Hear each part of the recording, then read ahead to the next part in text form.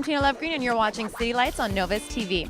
Today we're at Windermere Secondary School for the TEDxRenfrewCollingwood event. The independently organized TED Talks brings communities together to share and celebrate dynamic ideas. I'm here with Gemma, who organized today's TEDx event. One of the organizers. How was it?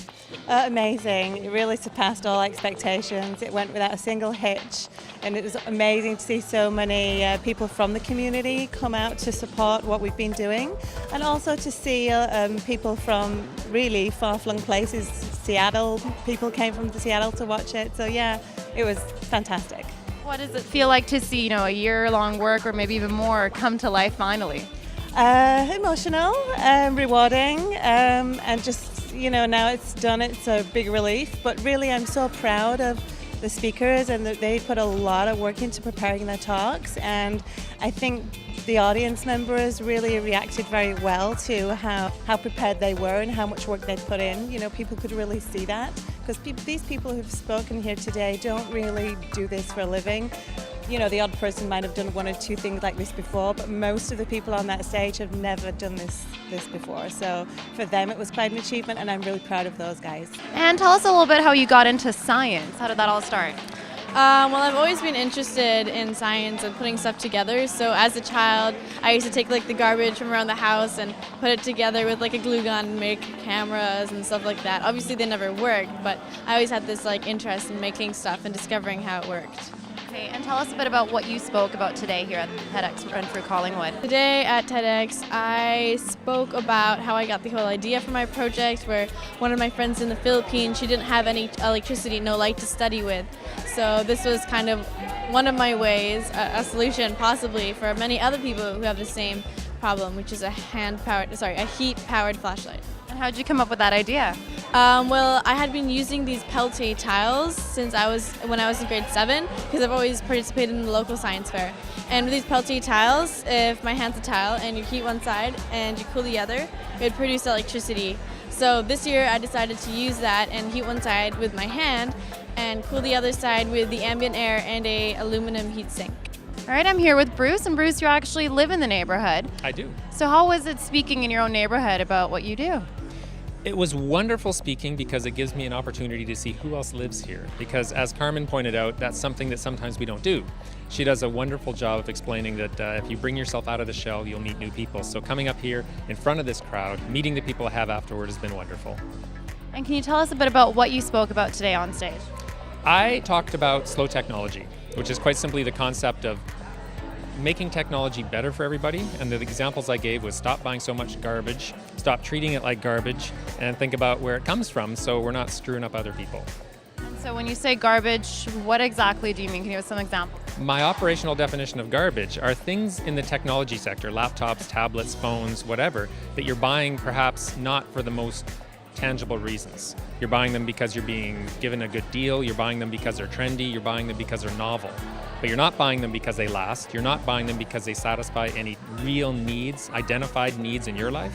And for that reason, they tend to fall out of favor quickly. If you buy things that you really like, that you really make use of, you'll tend to keep them around longer.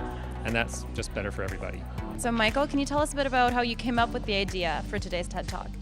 Well, sure. My business partner and I were marveling at how the sort of new breed of social mobile games seem to be very good at getting people to do things they would swear they would never do in exchange for things they swear they don't want. Basically doing chores in exchange for virtual currency. You do something valuable for the game company in exchange for something that's literally valueless. And we thought we could use those same techniques to get people to do things that are good for them. Okay, and so share some ideas on how we can implement this. Sure, we have games in the field right now for kids who have type 1 diabetes. They need to test and report their blood sugar regularly. It's painful, and often they're given very boring, dreary tools to do it. So we create games where when they do the right thing, they're given virtual items that they can share with their friends, little monsters they can unlock to make it a social and playful experience to manage their health effectively. All right, I'm here with Selena, and you did some slam poetry here at TEDx. Yeah. And where did you come from? I mean, you've So you're not from the neighborhood, are you? No, I actually drove in from Red Deer, Alberta. My parents drove me in for this, which was really nice of them. It's a long way away. So tell us a bit about how it was, the experience here. It was really nice to be on stage and being able to speak to so many people at once, because in Red Deer we don't have a scene like this, so it was nice to have that experience again. I try to grab onto it every time I can.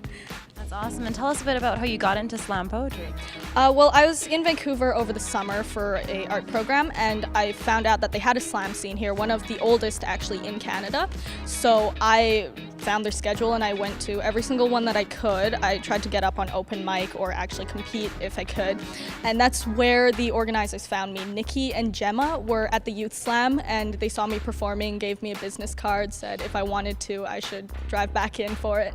What interested you in it? I mean, what drew you to it? I find that poetry is incredibly accessible because, especially when it's spoken, all you need to be able to do is understand a language, and then it's just a different way of speaking. Some people rhyme it, some people just use language you don't hear in everyday conversation, and that can make things sound so much more powerful than just straight up prose. Do you have a message that you continuously try and write about? I generally try to encourage just divergent thinking, ways of looking at the world that's different, because that's what separates poets from each other, is the way that they see something.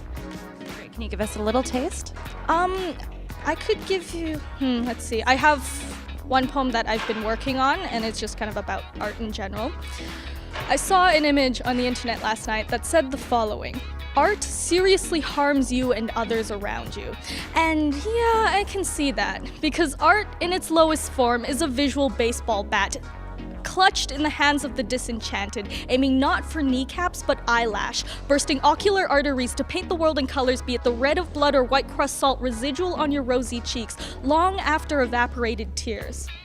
And there's a bit more going on, but it will just keep going for a while. So, well, it's time for fun and games here at the TEDx Renfrew-Collingwood After Party. Thanks for watching. I'm Tina Lovegreen for City Lights on Novus TV.